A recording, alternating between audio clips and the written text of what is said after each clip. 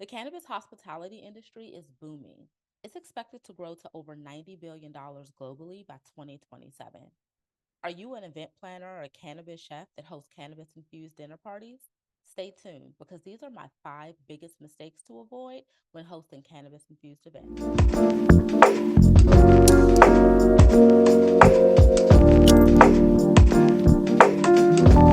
Hey guys, it's your girl Chef Jazz here, owner of Green Panther Chef and author of More Than a Cannabis Cookbook.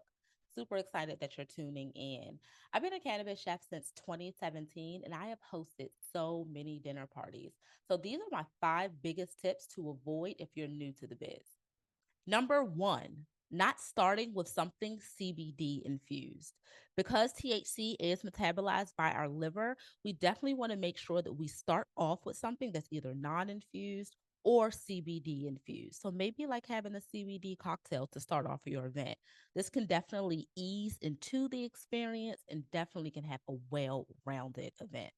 Number two, not using cultivars or strains that are high enough in CBD content.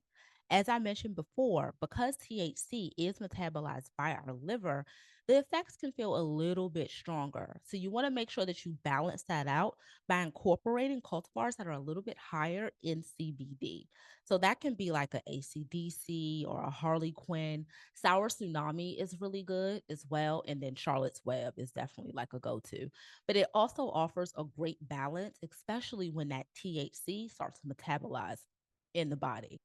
Number three, not having the ability to dose on site. I see a lot of chefs do this all the time. They pre make their food and then they bring it to the event. And that's the biggest mistake because you have to have the ability to dose on site.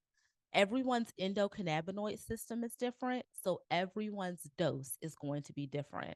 So the best way to do that is probably use some type of tincture or tinctures, but you have to have the ability to dose on site.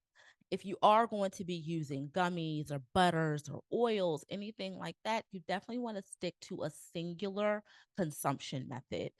Reason being is because you really want to know those numbers and you do not want to lead to overconsumption, especially for guests that are new to this. We have a lot of new players that are coming into this space. So we want to make sure they have the best experience as possible. Number four, not having non infused options, especially when we're doing a dinner party, we want to have a progressive menu. So if we're planning 7 course meal, we definitely want to include non-infused options as well. The reason being is because it can offer a tolerance break for our guests. It can cleanse the palate. It can definitely regulate dosage as well. So you have to know those numbers. Number five, this is one of my favorite ones, not having waivers and methods to protect yourself. As I mentioned before, there are a lot of players that are coming into the space as more states are coming legal for adult use. So, as cannabis chefs, as planners and operators, we need to protect ourselves. So, having a liability waiver, liability insurance, and a waiver is a great way and a great way to get started to protect yourself. So, understanding if someone slips, falls, chokes, or someone even overconsumes at your event, what do you do? What procedures do you have in place? And how can you protect yourself if and when those things happen? All right, guys. So now that you have the most common mistakes to avoid at your next cannabis infused dinner party, you want to make sure that you like, subscribe, share, and do all those YouTubey things. Until next time, guys. Peace.